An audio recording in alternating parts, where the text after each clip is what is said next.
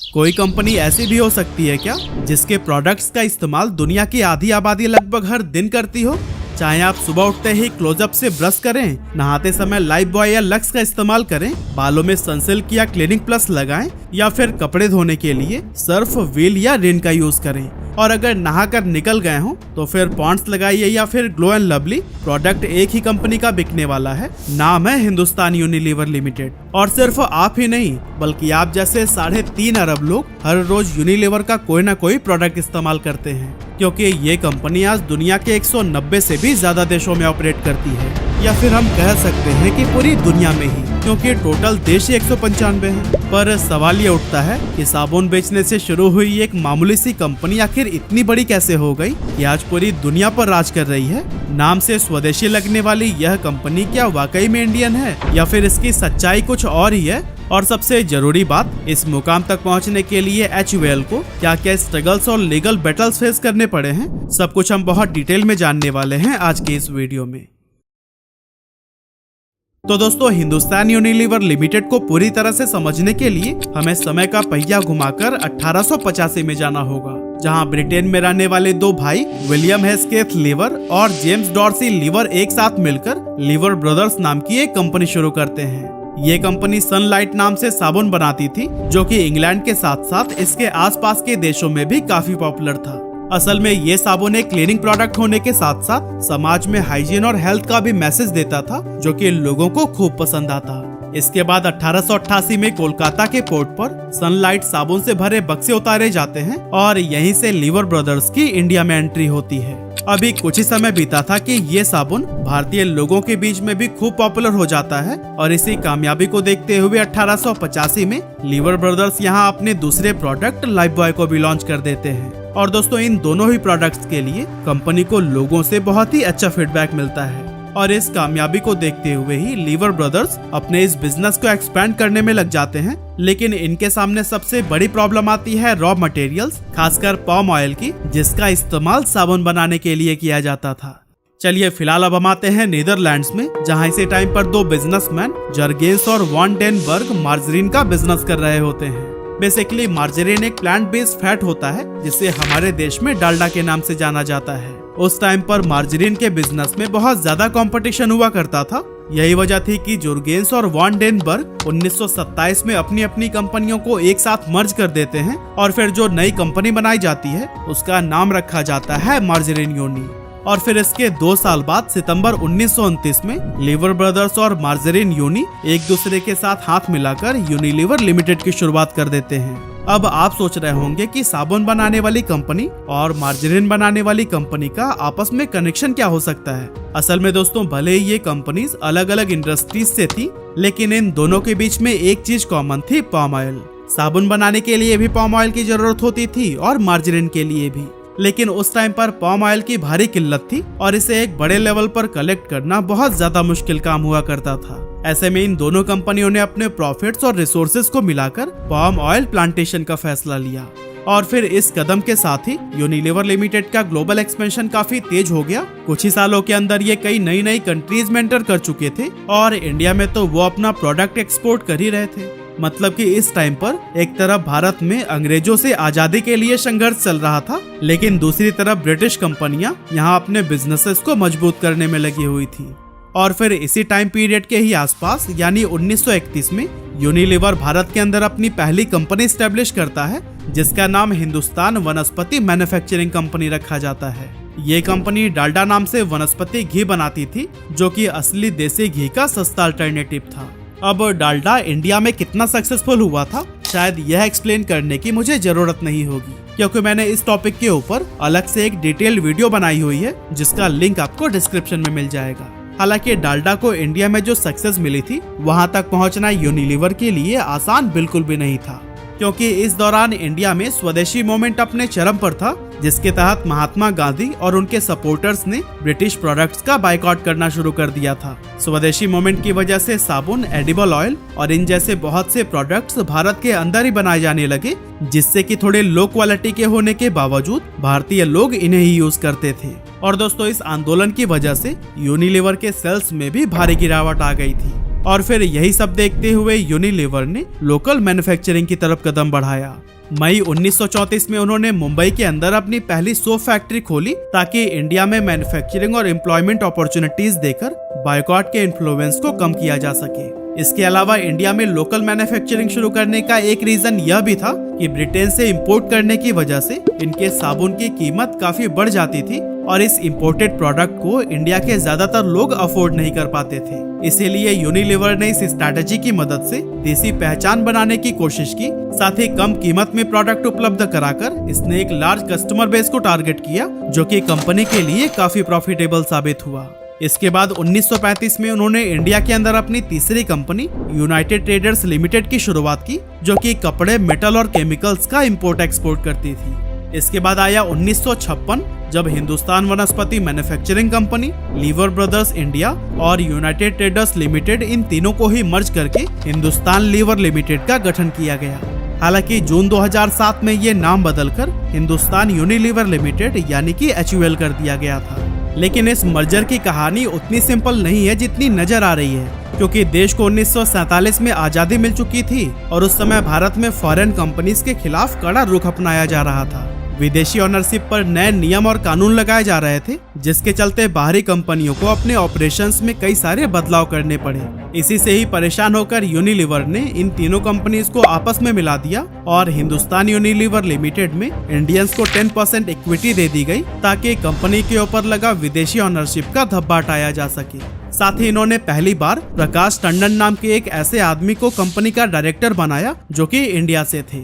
इतना ही नहीं, 1955 तक कंपनी में इतने सारे भारतीयों को हायर किया जा चुका था कि इसके 65% मैनेजर्स इंडिया के ही हुआ करते थे। इस तरह से कंपनी ने एक इंडियन ब्रांड के रूप में अपनी पहचान बनाने की कोशिश की।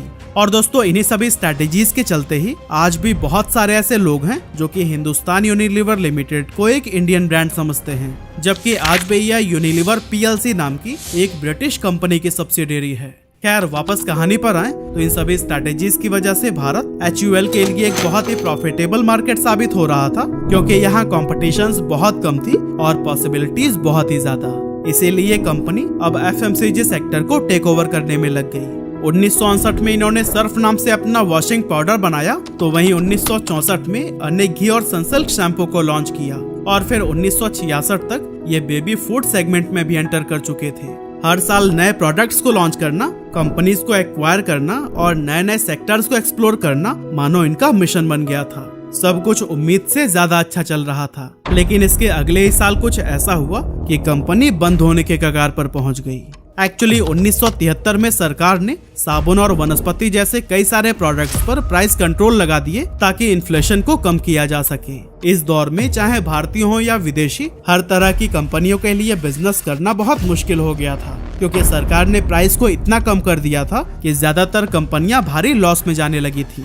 इन लॉसेस को कवर करने के लिए उस टाइम कंपनी के चेयरमैन टी थॉमस ने एक सस्ता साबुन मार्केट में उतारा जिसका नाम था जनता। लेकिन ऐसा करने से भी नुकसान को कोई खास रिकवर नहीं किया जा सका। लकीली कुछ समय बाद इंडियन गवर्नमेंट ने इस प्राइस कंट्रोल को खुद ही हटा दिया, जो कि HUL के लिए एक बहुत बड़ी राहत साबित हुई, क्योंकि टी थॉमस का कहना था कि अगर ये प्राइस कंट्रोल कुछ और समय तक चलता तो HUL को भारत से एग्जिट लेना पड़ सकता था। खैर, इस प्रॉब्लम से तो वो निकल गए, लेकिन इसके बाद कुछ ऐसा हुआ जिसने कंपनी को और भी बड़ी प्रॉब्लम में डाल दिया। असल में 70s के दौरान सरकार ने एक पॉलिसी बनाई थी कि मल्टीनेशनल कंपनीज को अपना मेजॉरिटी स्टेक यानी कि 51% से ज्यादा ओनरशिप भारतीयों के लिए छोड़नी होगी। यही वो पॉलिसी थी जिसकी वजह से कई बड़ी कंपनियां जैसे कोका कोला और शेल ने भारत से अपना बिजनेस हटा लिया था। लेकिन हिंदुस्तान यूनिलीवर अपने इस बसे बसाए साम्राज्य को छोड़कर नहीं जाना चाहता था। इसीलिए उन्होंने किसी तरह से सरकार को कन्विंस कर लिया कि उनकी 51% की ओनरशिप उन्हीं के पास ही रहने दे। लेकिन सवाल तो ये है ना, आखिर ये चमत्कार हुआ कैसे? असल में सरकार ने यूनिलीवर के सामने यह शर्त रखी थी कि अगर आप 51% की हिस्सेदारी खुद रखना चाहते हैं तो आपको अपने बिजनेस के टर्नओवर का 60% ऐसे काम पर खर्च करना होगा जिसमें भारत देश को फायदा हो। साथ ही आप जो भी सामान बनाएंगे उसका 10% विदेशों में भी बेचेंगे, जिससे कि इंडिया दुनिया के दूसरे देशों में भी नाम कमा पाए। और दोस्तों, HUL की वजह से इकोनॉमी को बेहतर होता हुआ देख डील फाइनल की गई और मेजॉरिटी शेयर उन्हीं के पास ही रहने दी गई। इसके बाद 1972 से 1986 के बीच यूनिलीवर ने लिप्टन, ब्रुक बॉन्ड और पॉन्ड्स जैसी कंपनीज को एक्वायर करके अपने ग्रुप में शामिल कर लिया था। अब एक तरफ तो HUL लगातार अपने व्यापार को डाइवर्सिफाई करते हुए नए नए सेगमेंट्स में अपनी पहचान बना रहा था, लेकिन दूसरी तरफ वह एक बहुत बड़े चैलेंज का भी सामना कर रहा था, जिसे कि हम डिटर्जेंट वॉर के नाम से जानते हैं। बेसिकली 1980s और 90s का टाइम HUL के लिए एक बड़ा टर्निंग पॉइंट था, क्योंकि इसी समय प्रॉक्टर एंड गैम्बल यानी कि P&G नाम की एक मल्टीनेशनल कंपनी ने इंडियन मार्केट में एंट्री ली थी और अपना डिटर्जेंट ब्रांड एरियल को इंट्रोड्यूस किया था। अब जैसा कि उम्मीद था कि इस प्रोडक्ट के लॉन्च होते ही दोनों कंपनियों के बीच में एक तीखा कंपटीशन शुरू हो गया। सर्फ और एरियल के मार्केटिंग कैंपेन्स भी बहुत एग्रेसिव थे और दोनों इसके जरिए अपने आप को अच्छा साबित करने में लगे हुए थे। लेकिन इसी जंग में उलझकर उन्होंने यह ध्यान नहीं दिया कि इंडिया के एक local brand Nirma washing powder ने मेजॉरिटी ऑफ इंडियंस को अपनी तरफ अट्रैक्ट कर लिया था। निरमा को चुनौती देने के लिए 1985 में HUL ने व्हील नाम का एक डिटर्जेंट लॉन्च किया, जिसका प्राइस बहुत ही कम रखा गया था। इसके साथ ही HUL ने एग्रेसिव मार्केटिंग कैंपेन्स भी चलाए, जिसमें रूरल और अर्बन एरियाज दोनों को टारगेट किया गया। इन्होंने व्हील को स्किन फ्रेंडली डिटर्जेंट के रूप में प्रमोट किया, जो कि उस टाइम पर इंडिया में एक नया और अट्रैक्टिव कॉन्सेप्ट था। इस कैंपेन का नतीजा ये हुआ कि HUL ने व्हील से काफी अच्छा खासा प्रॉफिट कमाया और फिर मार्केट में अपनी जगह मजबूत कर ली। और दोस्तों, इसी तरह के अप्स एंड डाउन्स के साथ कंपनी अपनी पोजीशन बनाने में लगी ही हुई थी। तभी 1991 में भारत के अंदर इकोनॉमिक लिबरलाइजेशन लेकर आया गया।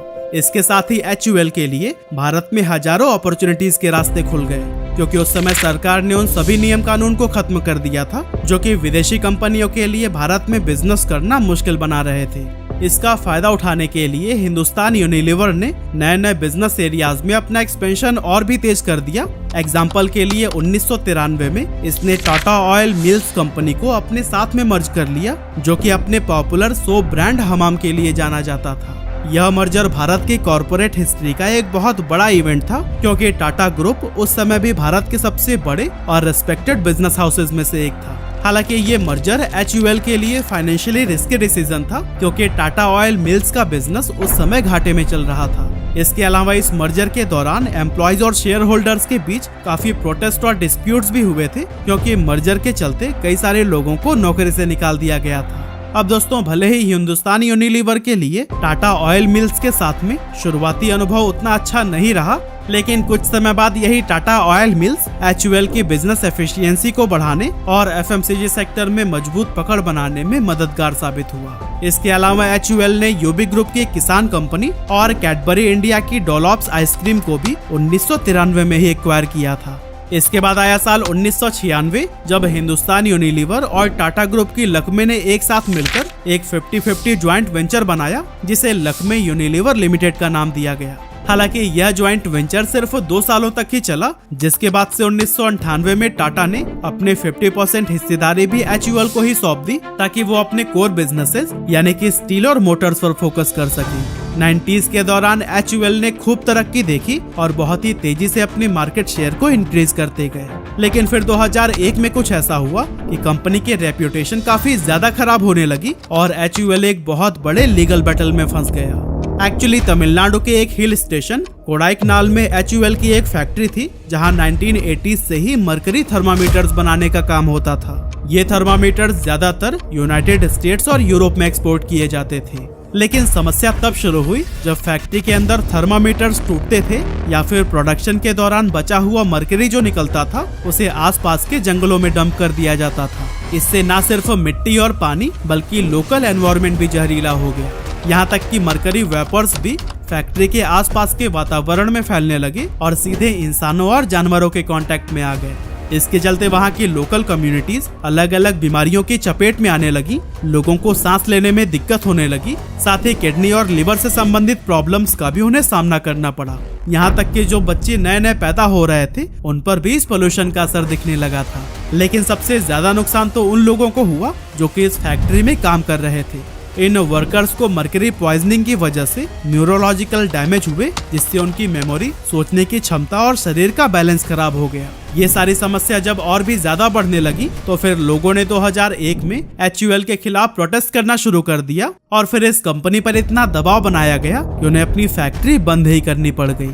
साथ ही 2003 में अपनी इमेज को सुधारने के लिए हिंदुस्तान यूनिलीवर ने कोडाईकनाल के 16 फॉरेस्ट से 290 टन मरकरी वेस्ट इकट्ठा किया और इसे रिसाइकलिंग के लिए अमेरिका भेज दिया। लेकिन कंपनी की प्रॉब्लम यहीं पर खत्म नहीं हुई। हिंदुस्तान यूनिलीवर इस मामले की वजह से लंबे समय तक लीगल बैटल में फंसा रहा। आखिरकार 2016 में कंपनी ने अफेक्टेड वर्कर्स की फैमिलीज को कंपनसेशन देने का फैसला किया, जिसके बाद से जाकर यह मामला थोड़ा शांत हो पाया। लेकिन ऐसा नहीं था कि इस बीच HUL ने कोई तरक्की ही नहीं की। 2007 में ब्रुक बॉन्ड और सर्फ एक्सेल ने 1000 करोड़ रुपए की बिक्री का आंकड़ा पार कर दिया था, तो वहीं 2008 में व्हील ने 2000 करोड़ रुपए के सेल्स का माइलस्टोन अचीव करके सभी को हैरानी में डाल दिया था। इसी दौरान HUL ने रूरल मार्केट में भी अपनी प्रेजेंस को बढ़ाया। गांव के लिए छोटे और सस्ते डिटर्जेंट पैक लॉन्च किए, जिससे कि रूरल एरिया में भी उनका एक स्ट्रॉन्ग कस्टमर बेस तैयार हो गया। अब दोस्तों, इस समय तक हिंदुस्तान यूनिलीवर इंडिया की FMCG इंडस्ट्री में लीडिंग पोजीशन एंजॉय कर रही थी, लेकिन तभी एक बार फिर यह कंपनी लोगों के निशाने पर आ गया और एक बड़ी कंट्रोवर्सी में फंस गया। मामला था फेयर एंड लवली का, जो कि देश की सबसे ज्यादा बिकने वाली फेयरनेस क्रीम थी।